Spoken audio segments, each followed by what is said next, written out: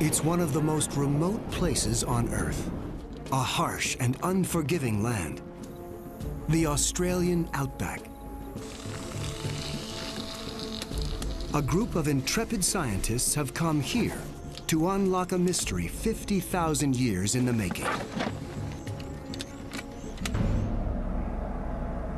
They're searching for the megabeasts that once roamed these vast plains, to discover how they lived and why they died.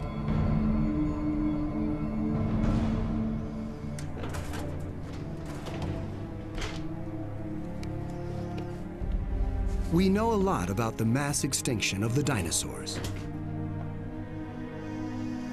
But for the Australian Ice Age animals known as megafauna, the case files are very thin. It's an area of research with far more questions than answers. Nearly all of the megafauna that went extinct in Australia were truly unique in that they were not found anywhere else in the world.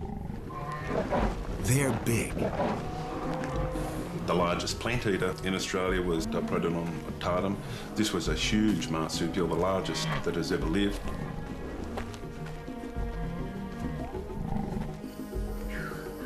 They're bizarre.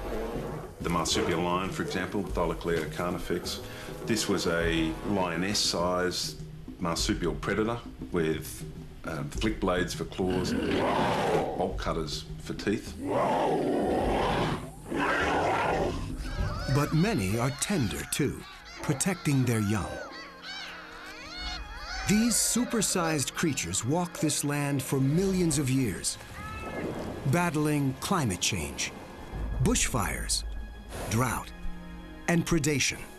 Any one of these could have triggered their demise. Or maybe it was something even more devastating. Today, scientific sleuths are racing to crack the case.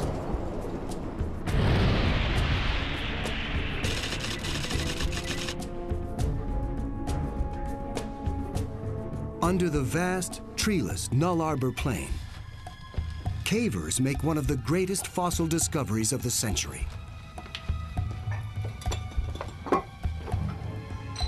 It sends shockwaves around the world.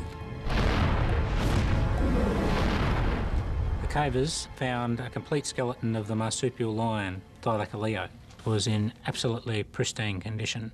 The most complete skeleton that had ever been found. Quite a remarkable set of circumstances. Paleontologist Dr. Gavin Prideaux leads a special operation to recover the fossils. It was a pretty unique feeling. I don't expect I'll ever have it again. It was amazement at the beautiful preservation of the specimen. The animal was so complete, you could virtually imagine it just taking its last breath, dropping down dead.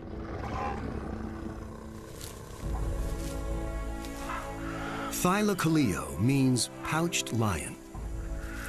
Like many Australian creatures today, it's a marsupial, a mammal that carries its young in a pouch.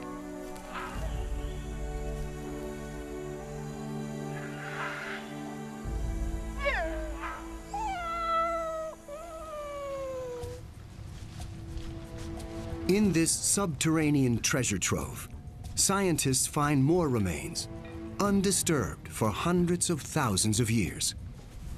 They identify nearly all of them, but 8 skeletons are a mystery. They're a completely new species. What I'm doing at the moment is putting together a skeleton, one of the new remarkable species of extinct kangaroo from the Thylaclea caves on the Null Arbor Plain. We think they're aged at about 500,000 years and still remains undescribed.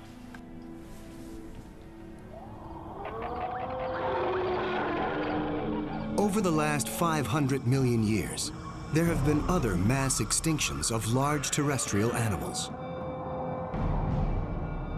But the death of the megabeasts is recent in natural history terms, less than 60,000 years ago. And no one knows why they disappeared.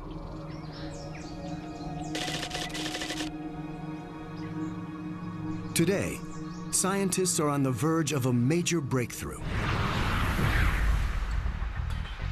At Colorado's Institute of Arctic and Alpine Research, they're piecing together the puzzle.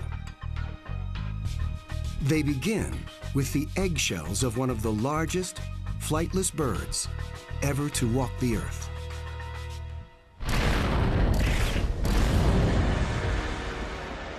The gigantic Genyornis.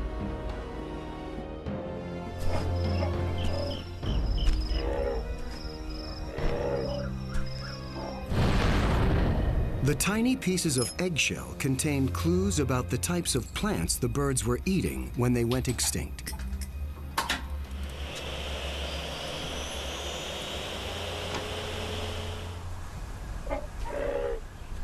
Genyornis was really a massive bird, somewhere around 2 meters or 6 feet, and it weighed something like 200 kilograms. It was probably a forager. It had a very large beak.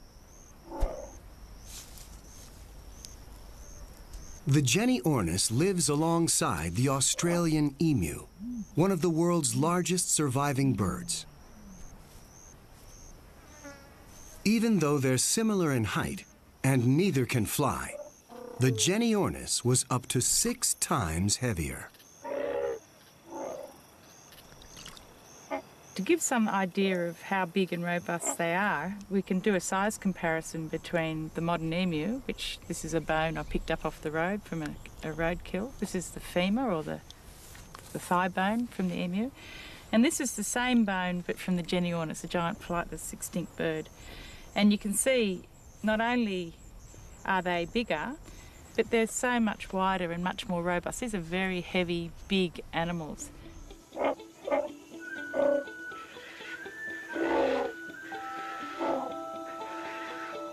The most widespread remains of this giant bird are its fragile eggshells. They provide valuable clues about what it ate.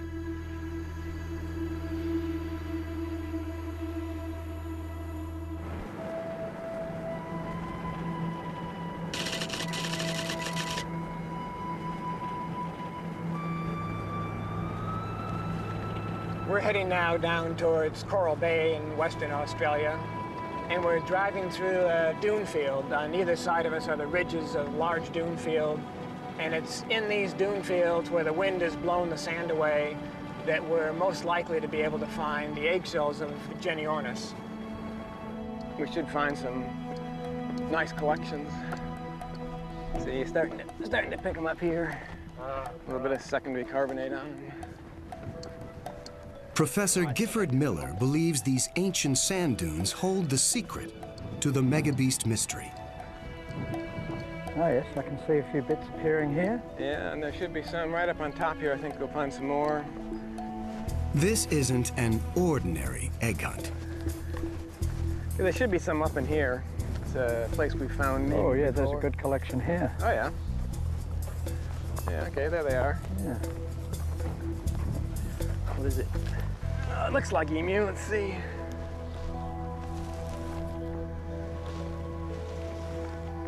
Emu and Genyornis coexisted not only at the same time, but they actually nest in the same area. So it's very frequent that when we find Genyornis eggshells, we'll also find emu eggshells at the same site. Using the eggshell samples, they compare the diets of the two birds and the environment they share. They also determine the age of the fossils.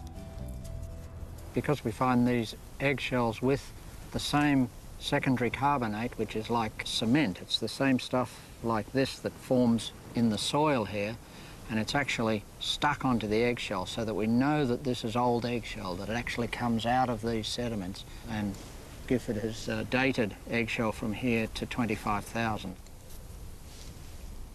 The giant Genyornis is strictly a plant eater.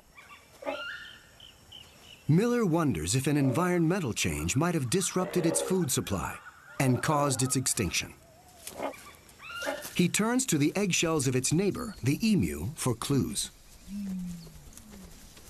And so what we've done is we've taken the bird that does not go extinct, the modern emu, and then we've looked back 100,000 years, and we've reconstructed what the birds were eating during that period, and then what they were eating after the big bird goes extinct. Using a method called amino acid racemization, he dates the eggshells. When we collect eggshell in the field, we often find that there is sediment adhering to the eggshell that we can't remove by simply scraping. So we need to grind that away because it has within it amino acids that are not from the eggshell itself.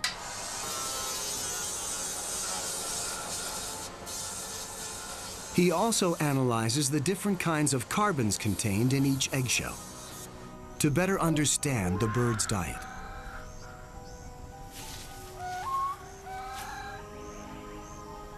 Miller deduces the ratio of carbons that come from the different plants the birds ate, such as grasses, shrubs, trees, seeds, and fruit. And what we find is that prior to 50,000 years ago, the emu ate this wide range of food sources, from purely grasses to trees and shrubs. And then after extinction, one whole suite of vegetation they used to eat simply disappears, and after 45,000 years ago, their diet is irreversibly changed to a completely different type of food source. This change of diet could be a critical factor in the extinction of the Genyornis.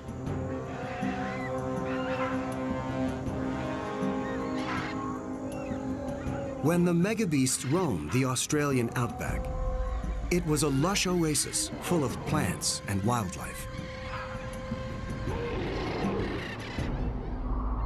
Today, it's a virtual dust bowl. Scientists are trying to figure out what went wrong.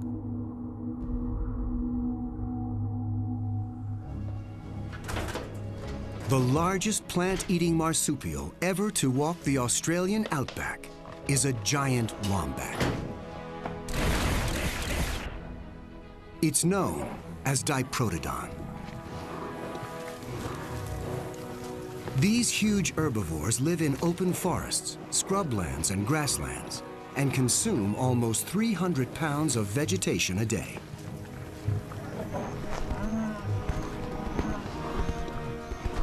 The Diprotodons must constantly search for enough food and water to satisfy their huge appetites.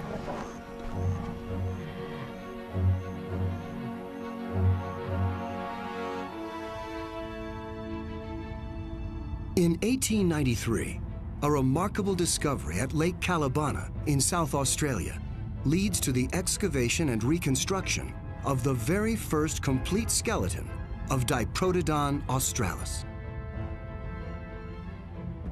Since then, hundreds of fossils have been found there, including groups of Diprotodons trapped in a dry lakebed. The evidence suggests a severe drought may have spelled the beginning of the end for these megabeasts. The stomach contents of many of the Diprotodon fossils contain the remains of a drought-resistant plant called saltbush. It tolerates extreme temperatures and can grow in drought-affected areas. When the land grows parched, Diprotodons probably feed on saltbush to survive. In a drought, being big does have its advantages.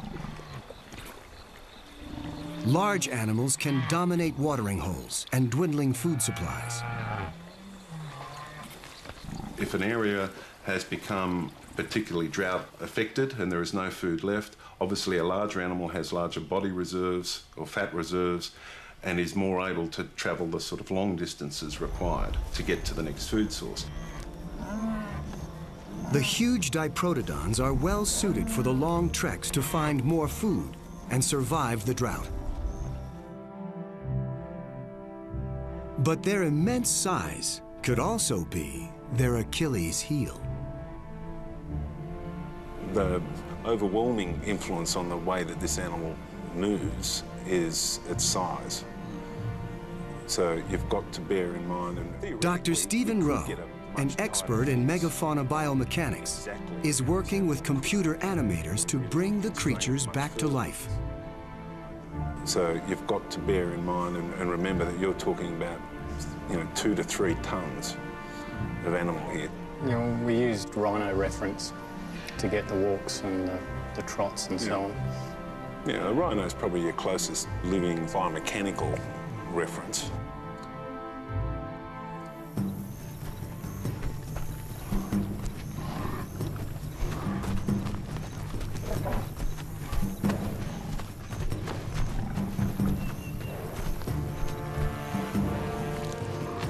Diprotodons are 6 feet tall, 10 feet long, and weigh almost 3 tons.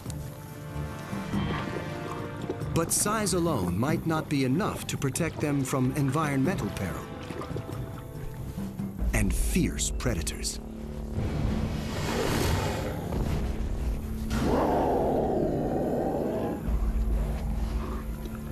An animal like Diprotodon would have been relatively slow moving, and in a sense this could have made it a better target for a potential predator. But what they lack in speed, they make up for in size.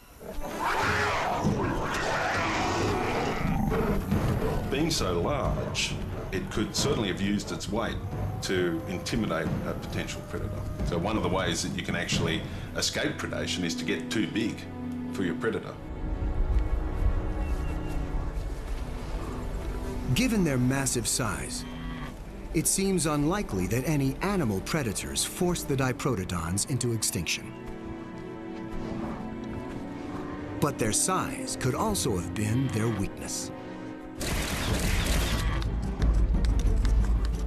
The key to the mystery of the Diprotodon disappearance may lie in the mass extinction of another huge animal with a voracious appetite, the dinosaur.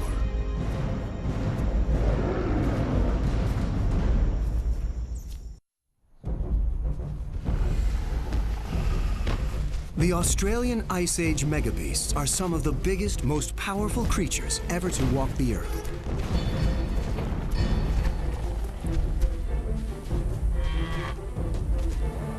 There's Thylacoleo, a marsupial lion who keeps its cub in a pouch. And the Genyornis, 4 times larger than its cousin, the emu.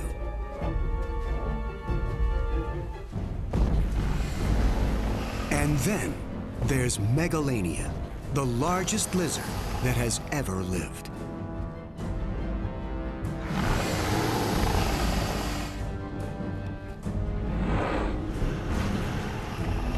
But we aren't sure why it and other megabeasts suddenly went extinct around 50,000 years ago.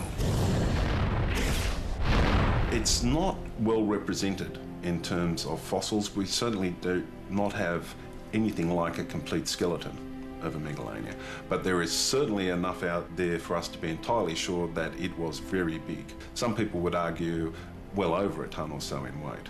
So this is a potentially devastating animal. It was definitely carnivorous. It had very sharp teeth. These teeth, in fact, were serrated. So basically, it had a mouthful of steak knives.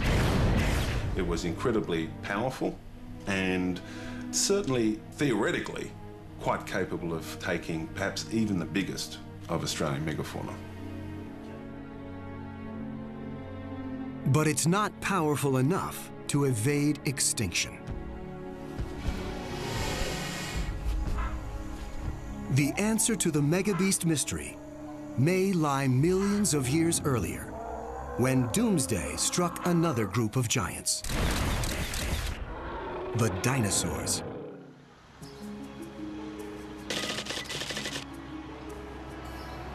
Here, in the small town of Esperanza, near the foothills of the Pyrenees Mountains, is one of the greatest sites in global paleontology. It's providing a new understanding of how large animals go extinct.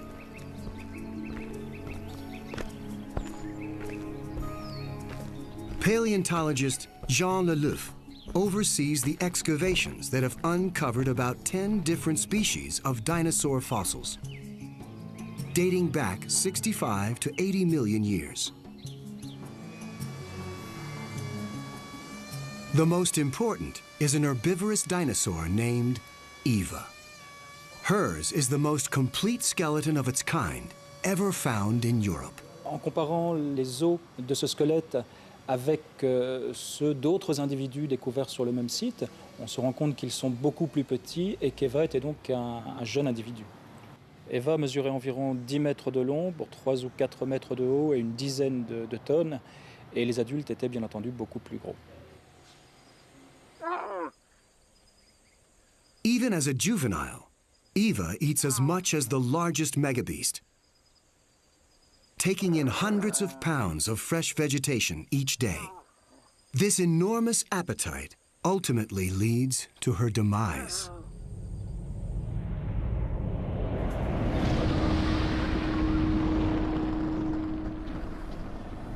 "65 million years ago, a huge meteor over 6 miles in diameter hits Earth in what is now southeastern Mexico.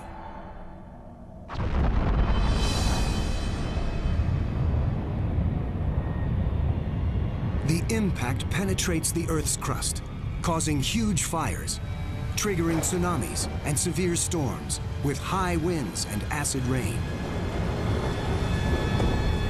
Temperatures plummet as dust and debris thrown into the atmosphere block out the sunlight. The dinosaurs, and at least half of all other species on the planet, are wiped out.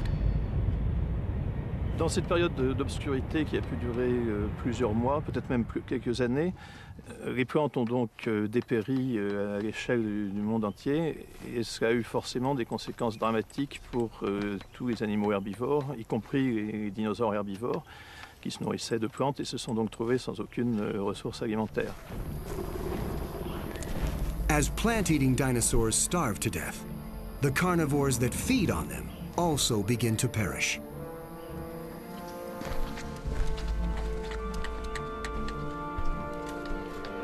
Back in Australia, there's no sign that a meteor destroyed the megabeast's habitat.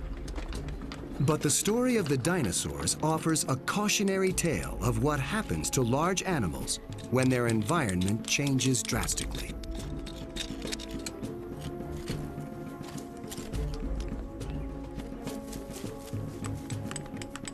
The animals that did manage to survive the meteor all shared one critical characteristic. They're small.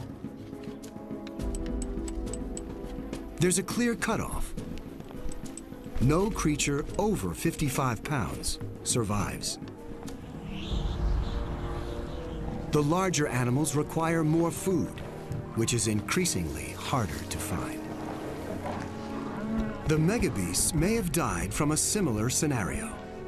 If their food source was suddenly wiped out, the megabeasts, with their enormous appetites, would be in deep trouble. Scientists decide to investigate further by reconstructing the megabeast's environment. They're one step closer to solving the mystery of the death of the megabeasts. The date of the megabeast extinction has been one of the longest-running and controversial debates in all of paleontology. Then, at this secret location in southwestern Australia, scientists make an amazing discovery. They unearth the fossilized bones of what appears to be a supersized kangaroo. What we're looking at here is part of a skeleton of an extinct short-faced kangaroo. These animals were quite widespread across Australia up until about 40 or 50,000 years ago, and this species was common right across southern Australia and particularly abundant in the southwest. At first, paleontologists think it's just a really big kangaroo. But at 9 feet tall, the fully grown Procoptodon is 3 times larger than the average kangaroo. And there's another difference. it has an unusually short face. At a very simple level, having a short face means that you can get more leverage to the front of the jaw. Being able to get more power, more force through to the front of the jaw would mean that you'd be able to, for example, bite off a larger branch. Having a longer face, of course, means that if you're a grazing animal, you can have your teeth down in the grass or whatever it is that you're grazing on and still have your eyes a reasonable height from the ground so that you can be alert to predators. The Procoptodon doesn't need the benefit of a long snout. It's too big for most predators to attack. Which also means it wasn't overpredation that killed off these mega-sized kangaroos. Scientists pore over the skeleton in the southwest cave, searching for other explanations for their disappearance. If we look at the layers here, it seems to be this was the last level that we get a lot of megafaunal material from. There are really very little megafauna above that, but a lot of megafauna below it. So it seems that this may capture the extinction interval of the megafauna in the southwest.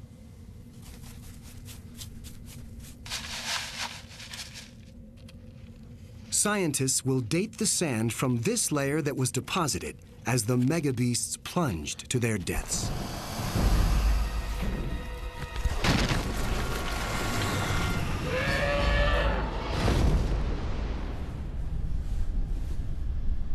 Well, here are some sand grains which we've picked out from around the bones of megafauna. And I want to date these sand grains to work out when the animals which had died in these sands had last been alive. Before the quartz particles fell into the cave, they were bleached by sunlight, releasing the electrons trapped inside. So I'm going to spray off any unwanted grains.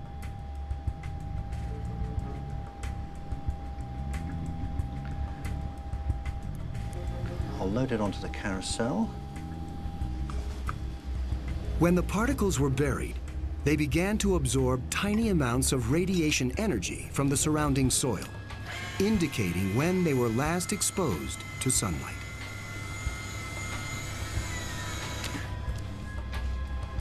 By exposing the sand particles to light, the stored radiation is released. Roberts gauges its intensity and deduces the age of the particles with remarkable accuracy.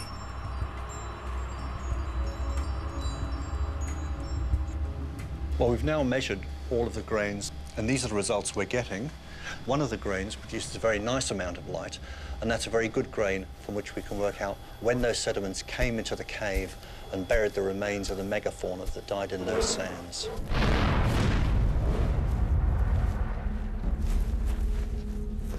We've looked at several tens of sites now around the country, in caves, in open-air sites, in rock shelters, and they all show very much the same thing. And when you do a statistical analysis of all the dates we got, then the interval seems to be somewhere between about 51,000 and 40,000 years ago. In that interval, somewhere in that interval, the megafauna went extinct. The scientific investigators now have an approximate time of death. But they need an even more precise date.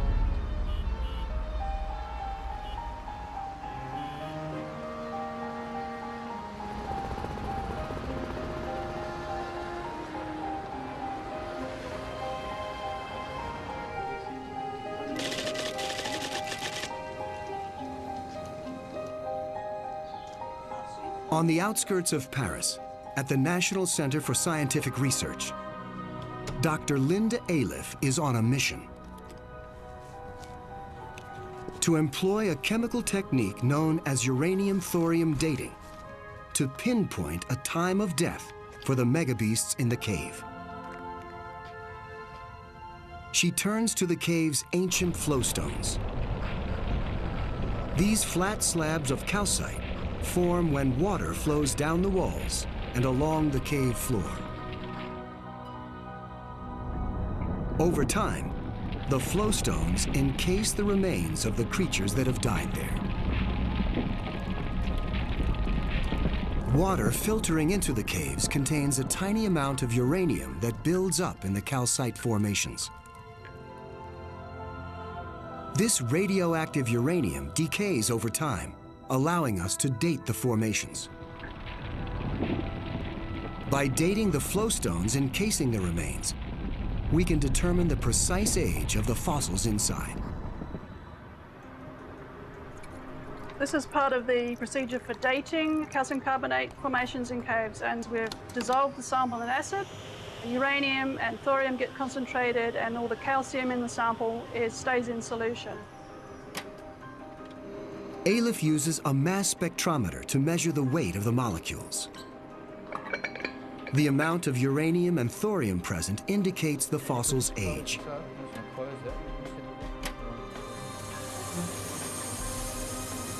After years of research, the scientists finally get the answer they've been looking for. The Megabeasts went extinct 46,000 years ago. It's within the time interval identified by Professor Roberts' sand dating techniques. The results verify that the Megabeasts died off quickly in a relatively short period of time. It's a stunning conclusion.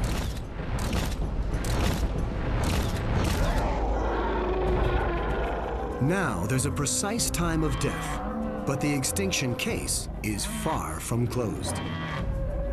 We still don't know what or who was at the scene of the crime.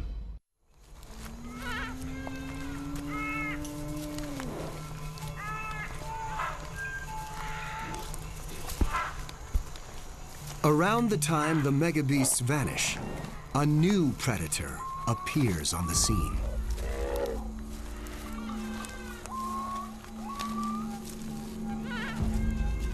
The humans who first walked the Australian outback come face to face with these strange and ferocious creatures.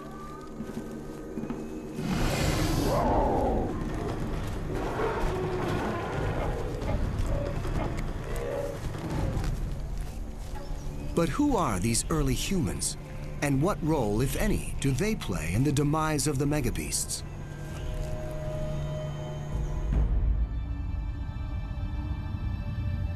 During the Ice Ages, Australia is joined with New Guinea, and the islands surrounding the continent are bigger than they are today. The sea passages between the land masses are narrow. Early humans used boats to travel from Asia to Australia. They arrive on the northern shore 40 to 70,000 years ago and quickly spread across the land.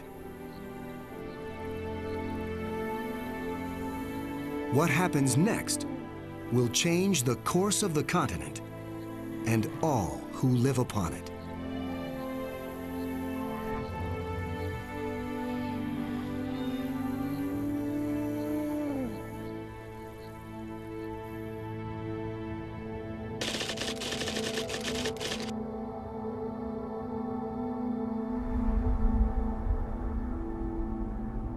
Amongst the strange landscapes of southwestern New South Wales lies evidence of these early peoples.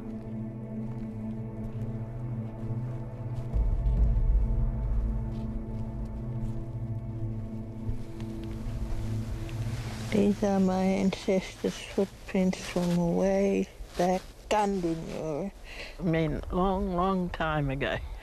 And that word Gundinura, if they were telling us a story, they always put that in, and we knew, you know, what they meant. It was a long time ago.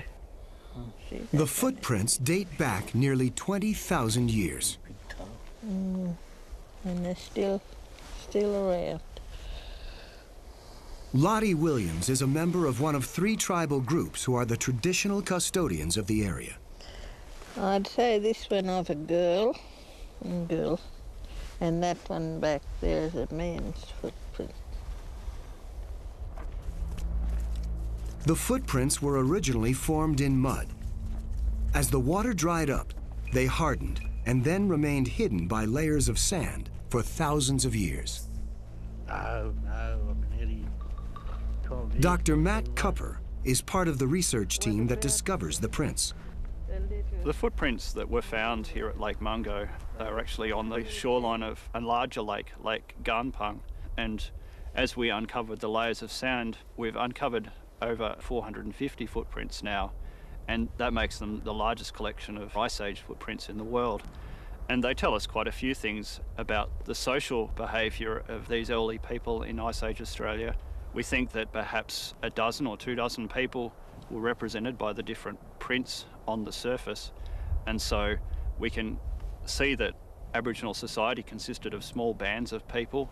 We've got small children rising up to large adult men, so a whole family group or several families walking across the landscape.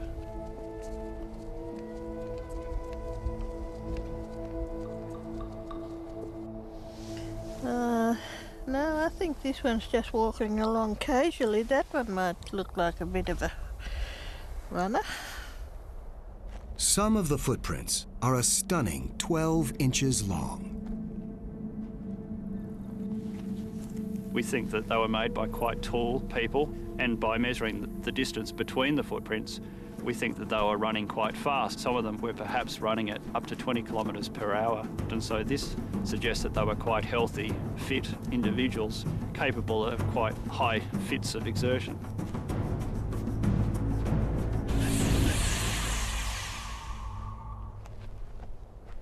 Did you see that emu? See the little bird track there. Rabbit tracks. Emu track? Emu. The ancient legends, or dreamtime stories of Aboriginal people, tell of the Katamakera, animals that lived in forested areas with rich undergrowth and plenty of water. It's said their environment was destroyed and they were forced to roam the continent, and that their bones can still be found today. Bones of the giant kangaroo, the giant emu, the giant wombat-like critter. It's been found out here 50, 40,000 years ago. It's just to roam around here when these great lakes were full. Yeah, it all fits in with their dreamtime stories. All the scientific evidence, what's been passed down to generations. The Megabeasts and many other animals fed around this great lake. There are also leftovers from other great feasts. Piles of shellfish eaten by early humans.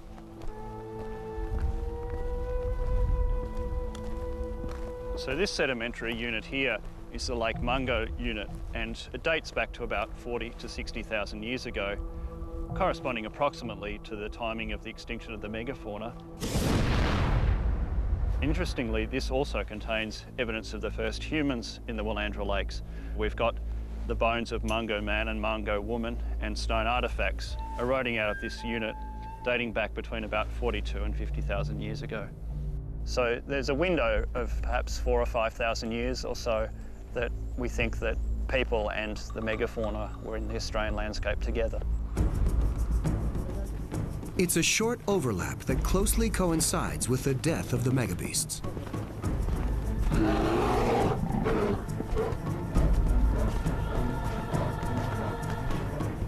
But it doesn't prove that prehistoric people are responsible for their mass extinction.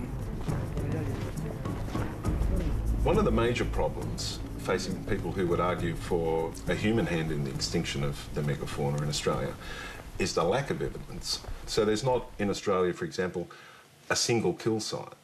There's not, even for a single individual megafauna, any evidence that humans actually interacted with them.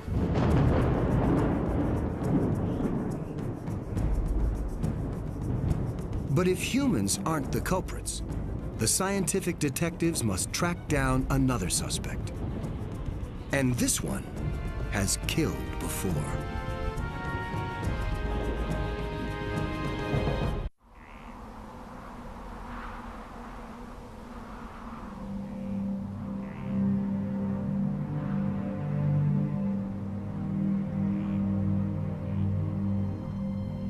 Here in the snowy mountains of New South Wales, Australia, scientists are investigating another possible culprit, behind the megabeast extinctions.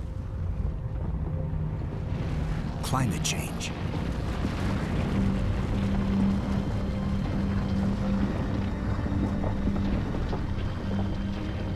Ice Age glaciers, carving their way through the landscape, shape the mountains. The climate is harsh. The rugged scenery is frozen in time. In solving the mystery behind why the Australian megafauna became extinct, it's important to consider what the climate was like at the time and how it's changed before and since the megafauna became extinct. Throughout Earth's history, the planet has endured several ice ages. The Earth cools, and colossal ice sheets, up to a mile thick, spread from the polar ice caps to freeze vast regions of the continents. Eventually, the planet reaches an apex known as the glacial maximum.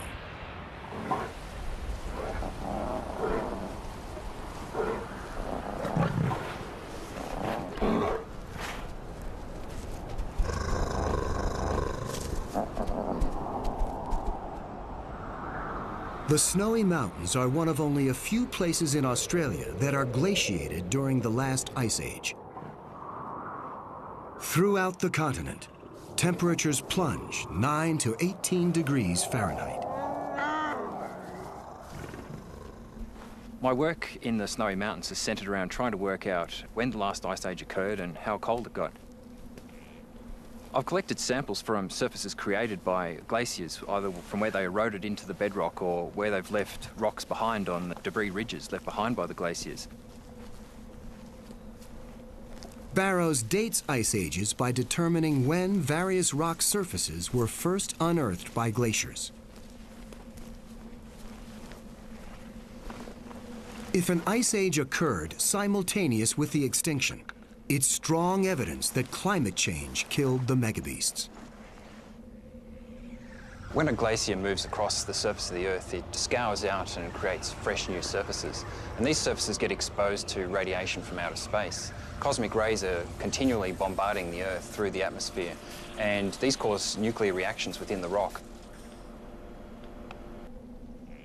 The reactions create new elements.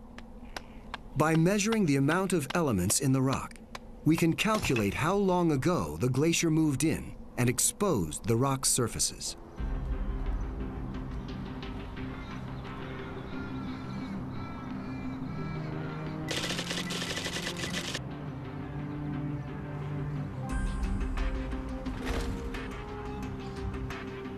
This heavy ion particle accelerator measures the abundance of rare atoms and dates the rock surfaces.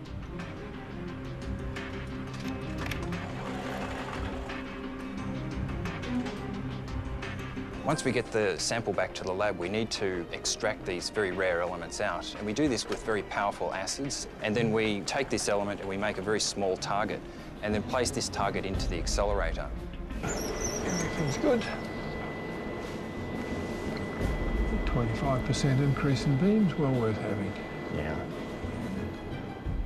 We've found that the first ice age occurred at about 60,000 years ago, and that there were two more after that, one at about 30,000 years and another about 20 to 19,000 years.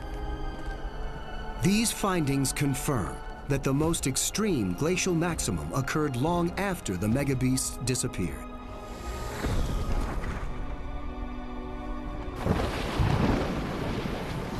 But it also means that the megabeasts did survive other ice age periods,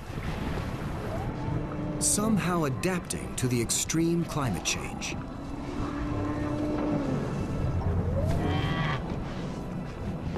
Fossilized footprints at Lake Calibana in South Australia confirm that the Diprotodon has a thick fur coat.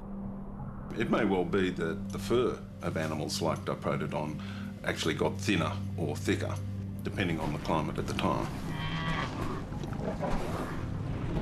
But Australia's ice ages aren't just cold, they're dry too. Sea levels drop by more than 300 feet, and the island of Tasmania becomes a part of the Australian mainland. The ice ages were associated with a great drying out of the Australian continent. The deserts expanded and the vegetation, the tree line retreated back into the mountains, and it certainly would have been a hostile time for the Australian megafauna. Changing something like fur length is a relatively minor adaptive change. Changing your actual physiology to withstand more arid conditions is another thing. The theory is simple. The Ice Age brought on an extreme drought that decimated the megabeast population. But proving it is difficult.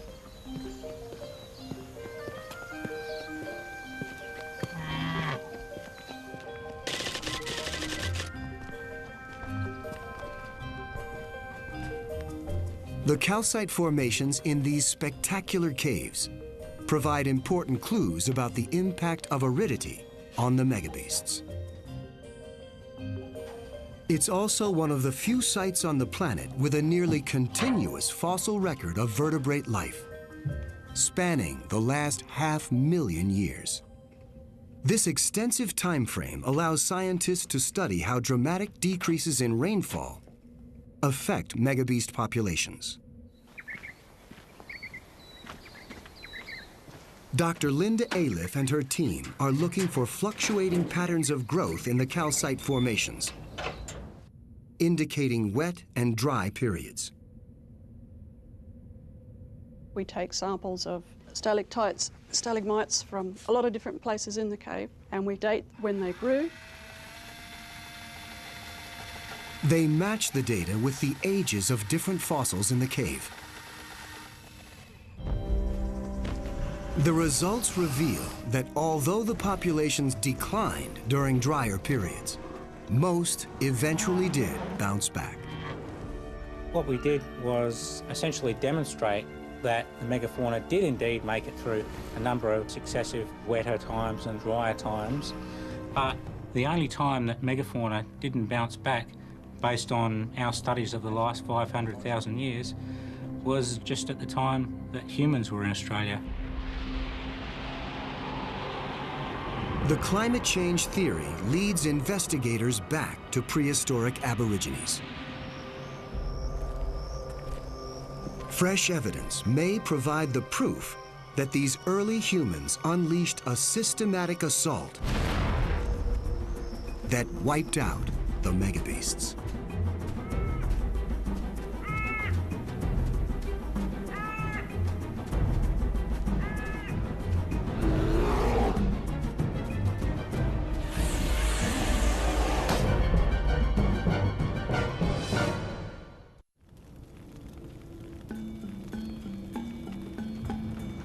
In remote caves around Australia are ancient, intricate Aboriginal paintings.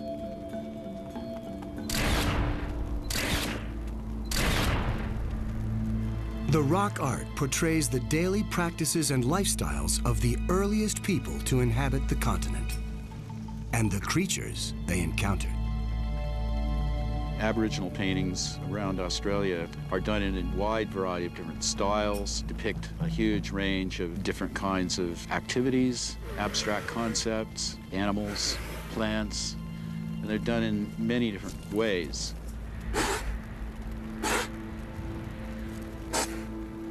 There are a lot of caves and rock shelters throughout Australia that show an extremely wide variety of motifs, styles, and of course represent many different ages.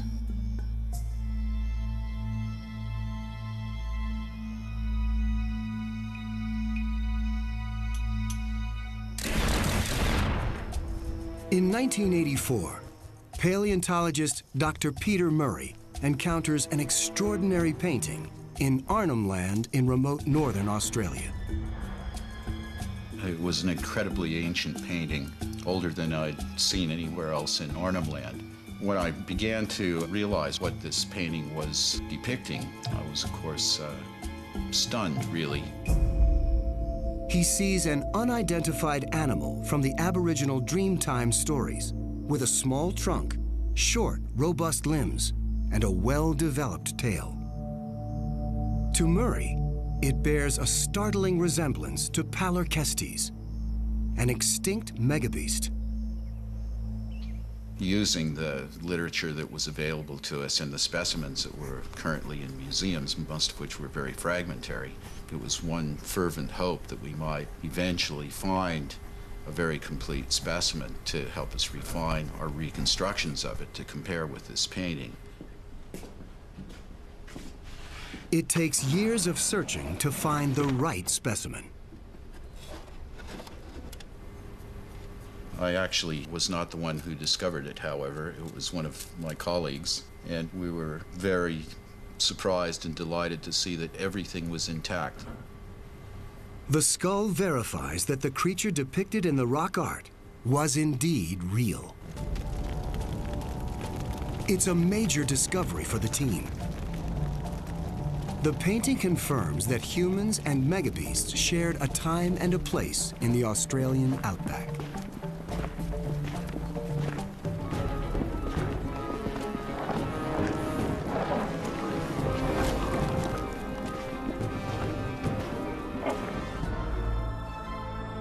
The arrival of humans to North America and to Madagascar also coincides with a mass extinction of animals. It's a coincidence that has led to the Blitzkrieg theory. A lightning war so swift, it annihilated the megabeasts.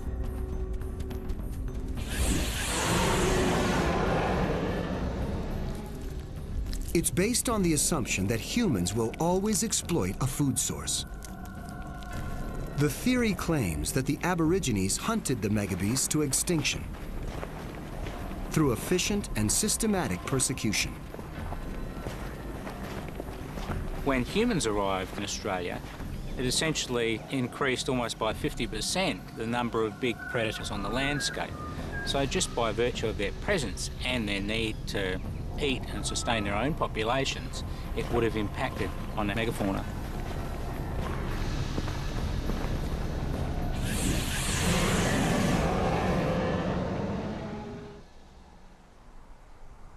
Any evidence that humans hunted megabeasts has only been indirect. Then, at Cuddy Springs in north-central New South Wales, scientists make an explosive discovery. The critical evidence that Cuddy Springs provides is it's the only site on continental Australia that has secure evidence of human artefacts and megafauna bones in association. Dr. Judith Field is investigating some of the most important megabeast bones in Australia.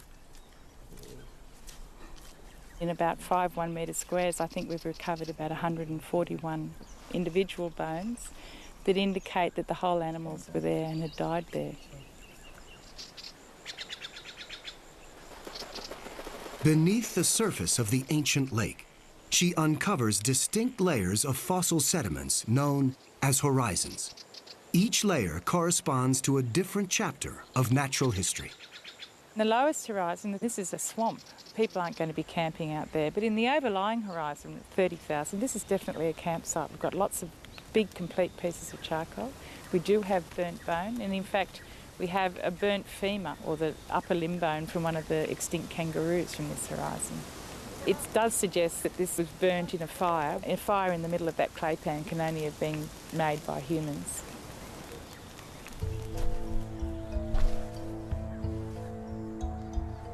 Among the many fossils at Cuddy Springs is a complete jawbone of a diprotodon.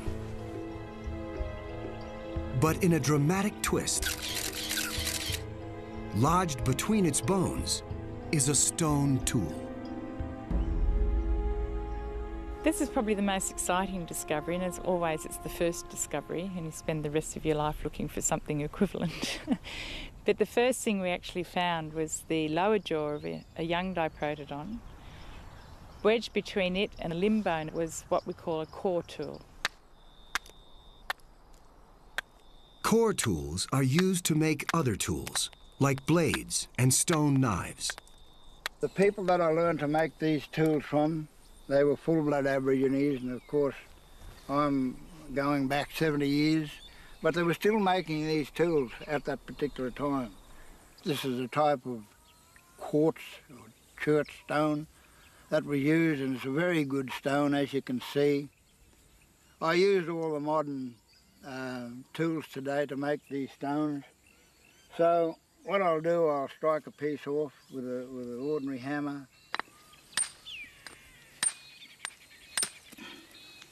They're beautiful tools, are. And these guys, it's very sharp, as you can see.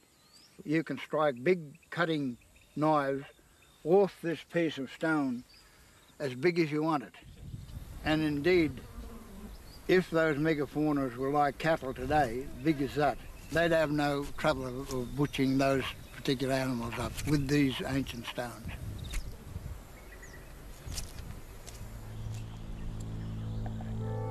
Forensic tests on the stone tools detect minute traces of blood and bone fragments tens of thousands of years old. When we examined the stone tools that are associated with the big bones, we did find blood. We did find wear traces consistent with working bone and with working soft tissue. And these can only come about by impacting on the bone or defleshing. So if you're filleting an animal, then the impacts of filleting will be reflected at a microscopic level on the surface of the stone tool. Anything that moved in the Australian bush, my people, they had them on the coals and eat them. And so megafauna animals wouldn't have been any different to the smaller animals that existed at that particular time. The evidence is clear. Early humans ate megabeasts. But the fossilized animals were trapped in mud as they died. And the ancient tools that were found resemble kitchen utensils more than weapons. Cutty Springs could simply be a massive scavenging site where humans feed on the already dead or dying.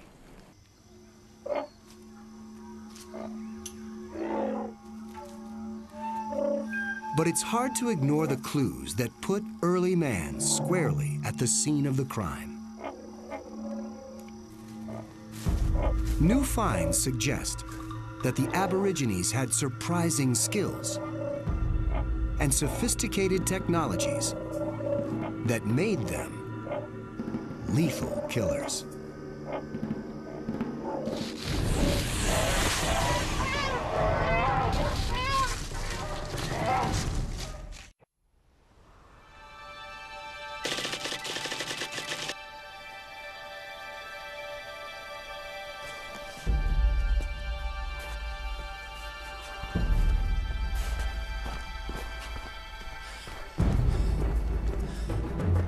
Early humans are hunter-gatherers. Their most effective weapons are the large stone spear points found in northern Europe and America.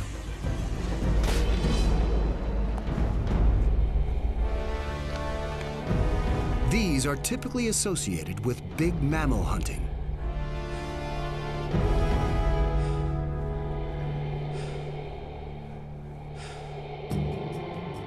Stone cutting tools in Australia date back tens of thousands of years. But stone spearheads aren't used until 6,000 years ago, long after the megabeasts disappeared.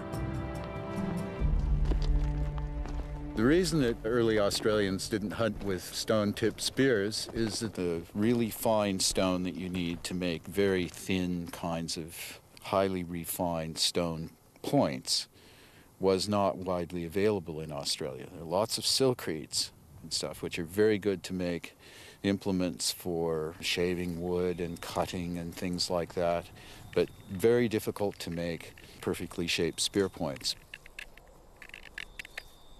There is no evidence for any specialised hunting technology from this period. And it is well acknowledged by archaeologists that what people were making from this period is very simple. It suggests the tools of prehistoric humans in Australia aren't sophisticated enough to effectively hunt megabeasts. But at Cutty Springs, scientists uncover 30,000-year-old grinding stones. Technology remarkably advanced for its time. These stones won't appear elsewhere in the world for another 20,000 years. Dr. Field traces their origins to a quarry 75 miles away from Cuddy Springs. To the west of Cuddy Springs, there's a quarry on a hill, which is completely covered with pits that have been humanly made as they've taken out all the sandstone and brought it around. Dr. Field and her team discover many ancient stone tools. Hey, Gary, I think I found a hammerstone. That looks good. Looks like a good one. What have you got over there? Oh, I've got a hammerstone here too. That use there edge is the use edge, and it looks like it's been held and banged down that way. Early humans used the rocks for carving tools and grinding stones, but they weren't suitable for more deadly weapons. Would this stone have been too brittle for axes? Yeah. So it was mainly grinding stones? Just grinding stones and possibly silcons, which are these other ceremonial type tools. The early Australians turned to other materials to make more effective weapons. Australia has an abundance of hardwoods that can be shaped using these other kinds of perhaps harder to work flint tools. And they're every bit as effective as even the most sophisticated stone tips. The argument that Aboriginal people didn't have sophisticated enough equipment to kill big game is, of course, nonsense. At least what we know from the modern toolkits that Aboriginal people made, they were perfectly adequate for dispatching any of this sort of prey.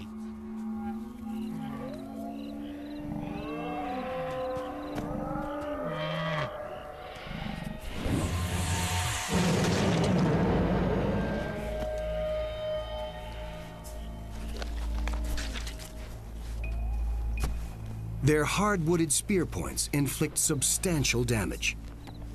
They're most effective in killing the youngest megabeasts. And that alone could lead to extinction.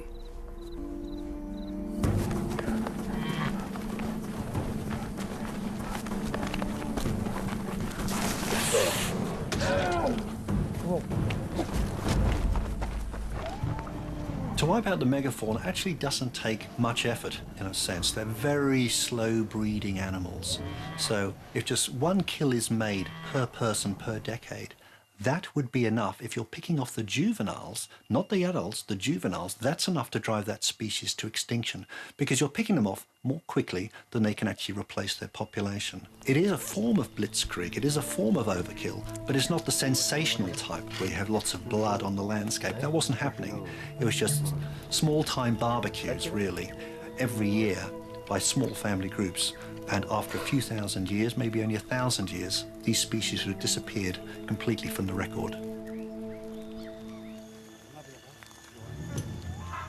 Even if early humans did have the weapons to kill juvenile megabeasts, not all scientists believe they were easy targets.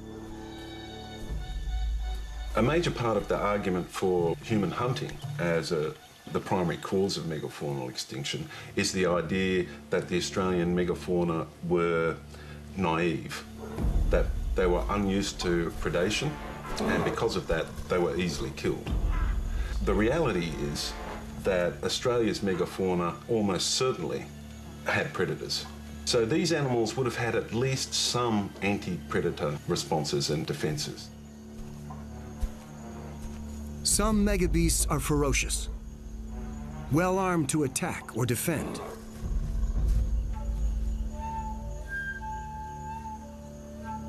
Especially the terrifying marsupial lion.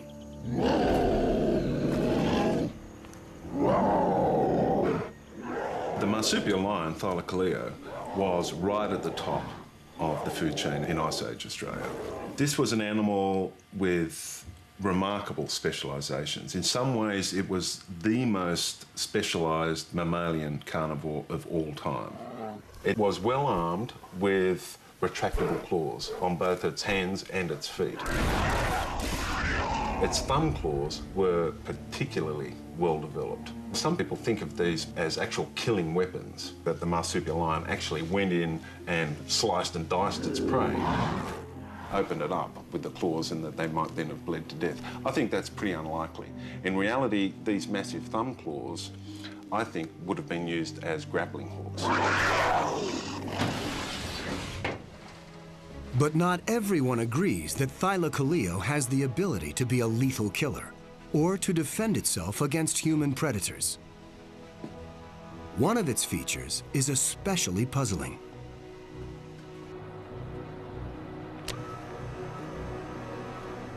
Its teeth.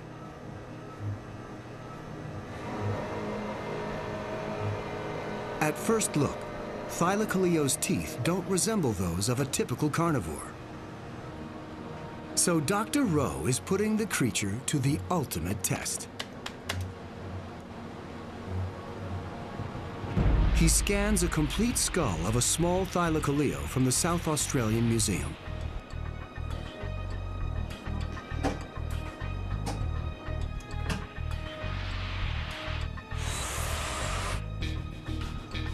Then he sends the data to his colleagues at the University of Western Australia. Using a technique known as rapid prototyping, they build a full-size cast of the skull and jaw. Prototyping uses computer modeling to create paper-thin cross-sections of the skull.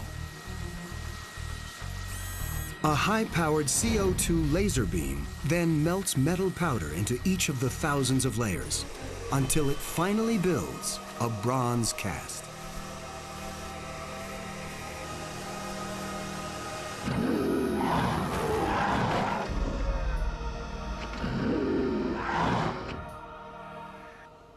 In collaboration with the University of Newcastle in New South Wales, Dr. Rowe designs a method to estimate the bite force of the marsupial lion. They conduct a series of experiments using computer modeling and a sheep's head. Okay.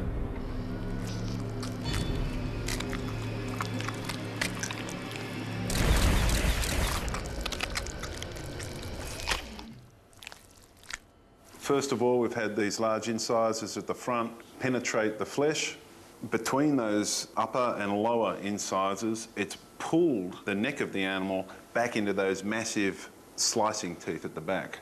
And this is a relatively small marsupial lion skull. The bite of even a small Thylacoleo generates 1,000 pounds of force, close to that of a female lion, an animal double its size. Pound for pound, the Thylacoleo's bite is nearly twice as powerful as any big cat today.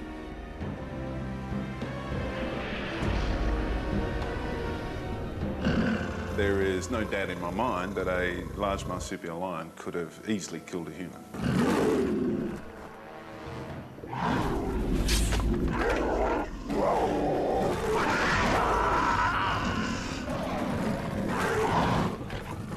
The marsupial lion is indeed one of the animal kingdom's most ferocious creatures. When it comes face to face with prehistoric humans, chances are it's the humans who turn and run.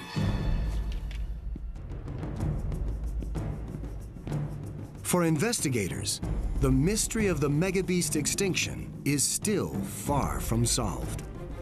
But the smallest piece of evidence from one species just may hold the key.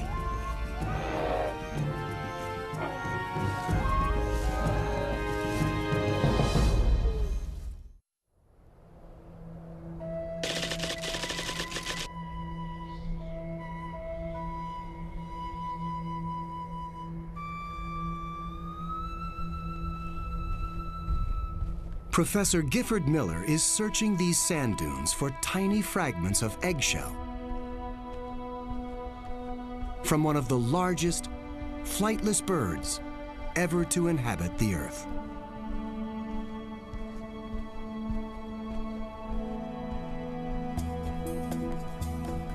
There's some bits around, Kev. Yeah, I got some here. A couple of them. Miller's research is unearthing new possibilities in the case of the megabeast extinction.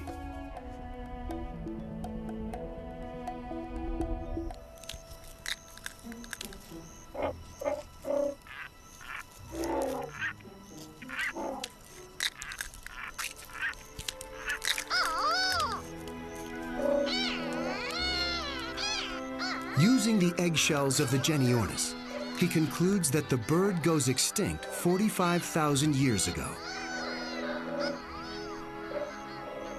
The giant bird lives alongside emus, and both are herbivores. Around the same time the Genyornis goes extinct, the emu's diet changes, and a whole array of vegetation simply disappears. The changes we observe in the diet after 45,000 years tells us that there was a complete revolution of ecosystems across semi-arid Australia, and that after 45,000 years, the ecosystems were fundamentally different than previously, and they remained in that different state all the way through to the present day. They never returned to the condition they were before. The change in vegetation spells doom for the Genyornis because it's a picky eater that eats only a few plants. It doesn't have the varied diet of the more successful emus. The evidence that we've compiled from the dietary reconstructions can explain why a picky eater, Genyornis, that had a very specific dietary strategy, was more vulnerable than the emu, which is a bird that has a very eat-anything kind of feeding strategy. When the vegetation changes and its usual sources of food vanish, the Genyornis isn't able to adopt a new diet.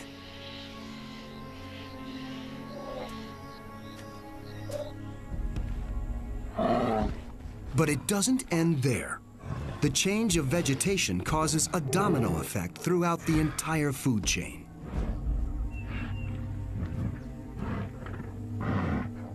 As the herbivores die off, the animals that depend on them for food also become vulnerable. Carnivorous megabeasts must compete for the little food that is left.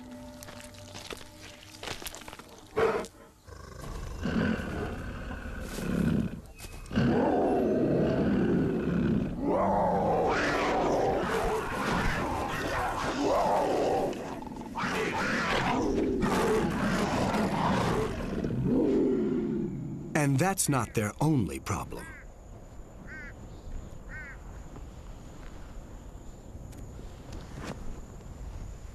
Find anything up there, John? There's a little bit here, Giff. Miller and his team discover another link in the deadly chain of events. They find several Genyornis eggshells that are burnt. This cluster of eggshells is obviously from a group of eggs that have been put together by people coming in here. The broken eggshell itself, the burnt eggshell, suggests that it's been in somebody's fire and that they've been cooking them up. Some of them are burnt completely, and it's possible that could be by wildfires. But many of them exhibit this, what we call point burning, where part of the shell is quite burnt and the rest of it isn't. Here's another example here. And the only real way that this can happen is if somebody has cooked the egg, and after they've shucked it and eaten it, they toss the eggshells back in, and some of them land against the hot coals of the fire on which they've been cooked. And so you get this partial burning of very small portions. All right, this looks like a collection. Coming off this area here, right down the slope. I got some nice ones over there. Yeah, I got a few bits in there. Yeah? Yeah, you got them. Miller also discovers a campsite up the coast where early humans cooked at least 2 other Genyornis eggs. He collects over 2 pounds of eggshells, all with clear evidence of point burning. And the Genyornis we've actually dated from the site near here. That's ones we found are somewhere between 50 and 55,000, just before the bird goes extinct. These findings confirm once again that early humans coexisted with megabeasts. They readily used Genyornis eggs as a source of food, further threatening the survival of these huge birds. Interestingly, Genyornis had more predators than just humans, and you can see here in this puncture the predation by the canine tooth of an unknown animal that was taking the eggs of Genyornis as a food source, puncturing them with their canine teeth, and then eating the poor young inside.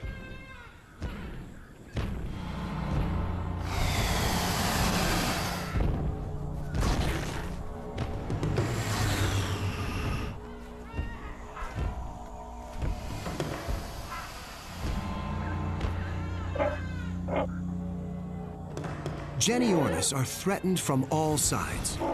Skilled predators, changing climate, vanishing food supplies, and fierce competition from other animals.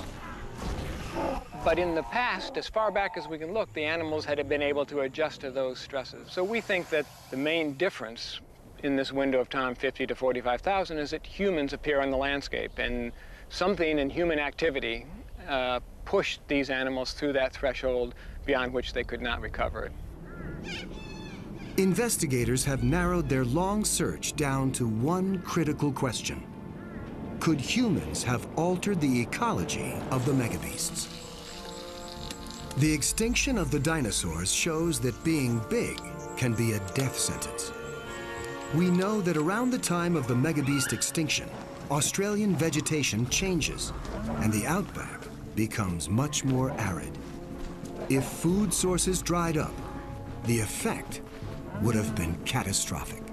Large animals require more food and larger areas of food. So the large animals will actually, or could theoretically, be the first animals to go.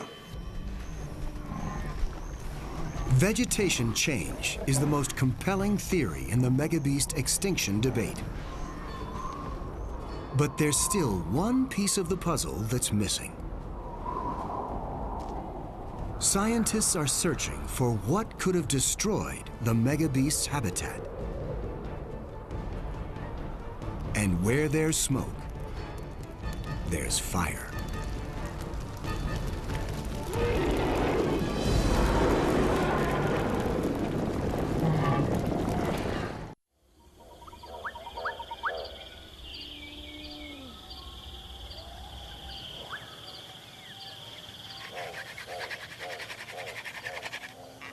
The Megabeast investigation now has a prime suspect. Early humans. They have the opportunity, but do they have the motive and the means to destroy the megabeast's environment and drive them to extinction? At the time of the megabeast disappearance, vegetation in Australia changes dramatically. And since then, other types of plants have taken their place. The present-day landscape is dominated today by fire-promoting grasses, mostly spinifex and cane grass, that has very low nutrient value and promotes fire. So it's a highly flammable landscape with very few trees and shrubs in it.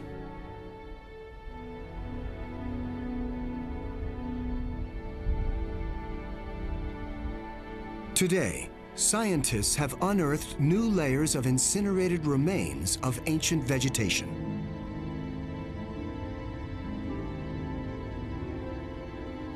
Bushfire has been a natural part of the Australian landscape for a long period of time, initiated largely by lightning strikes. But what we see beyond about 50 to 45,000 years, just at around about the time humans arrive in Australia, a much greater increase in charcoal frequency. The charcoal deposits correspond with the arrival of humans and the period of the megabeast extinctions. They also correspond with the disappearance of several varieties of rainforests. Together, they point to a substantial increase in wide-scale burning that transformed the environment. It seems very likely that that is related to the arrival of people and not just a coincidence.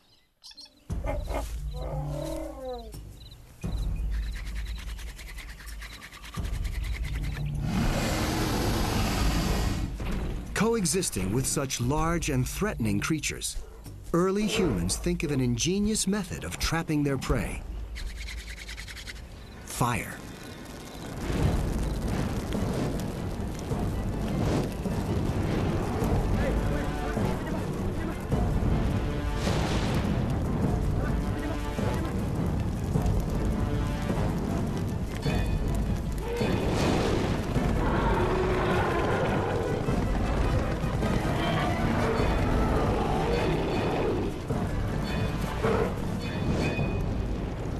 But they also burn the land for other reasons.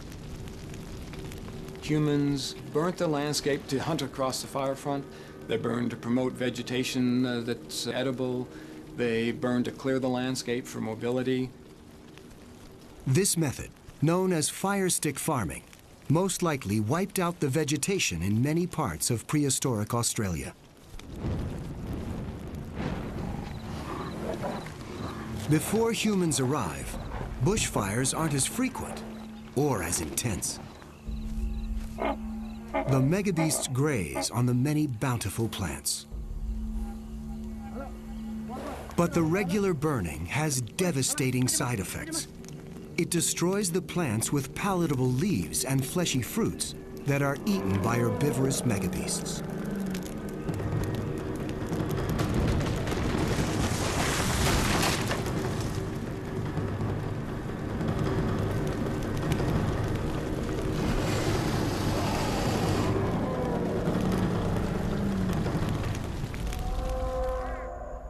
The more burnings, the less food for plant eaters. I think it's very likely that those increases in fire frequency and fire intensity did put unprecedented pressure on the megafauna populations, and probably combined with hunting were factors that their populations simply could not recover from.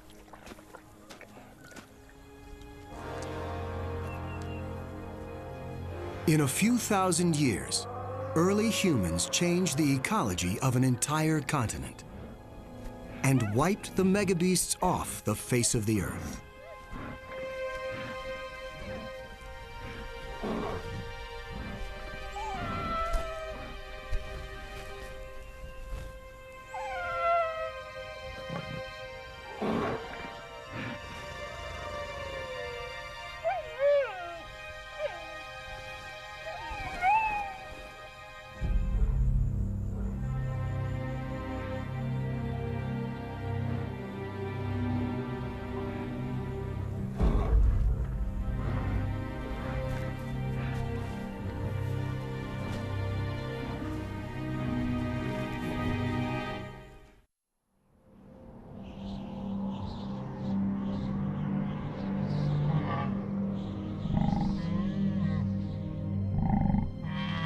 For over 1 million years, Australian megabeasts lived through ice ages, drought, and wildfires.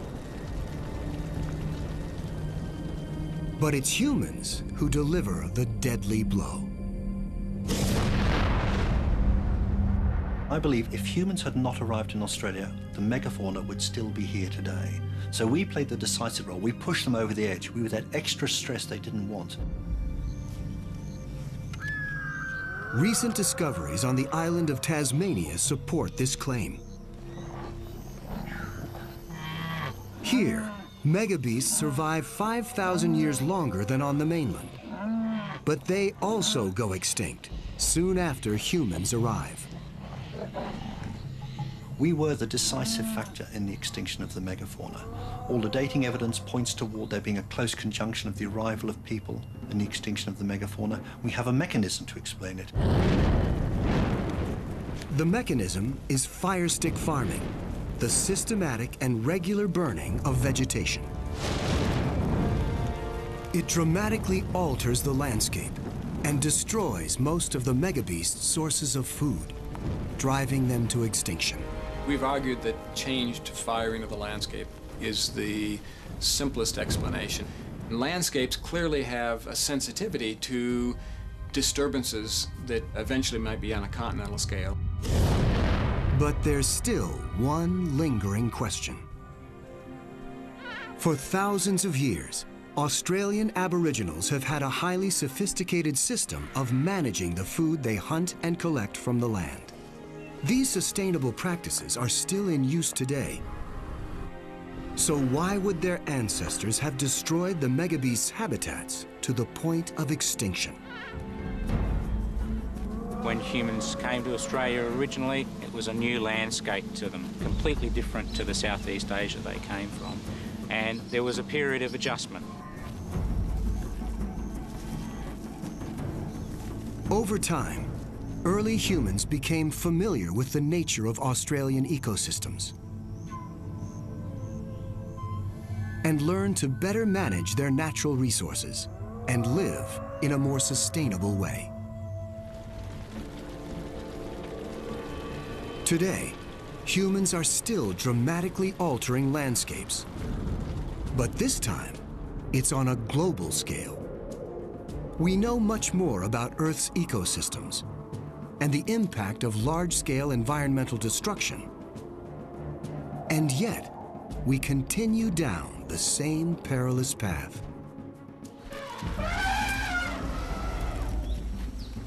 Within 30 years, our continued destruction of the biosphere could cause the extinction of up to 1/5 of all living species.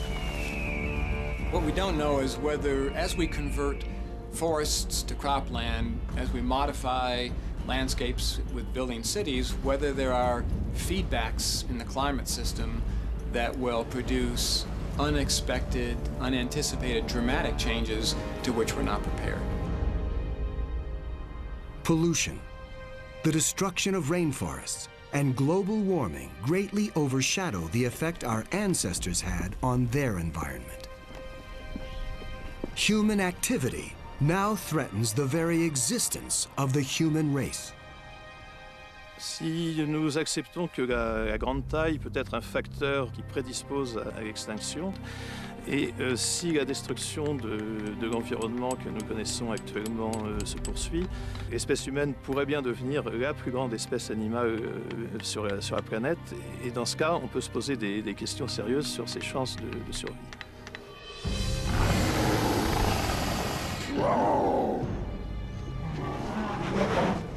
The mighty megafauna no longer roam the earth, but their legacy endures.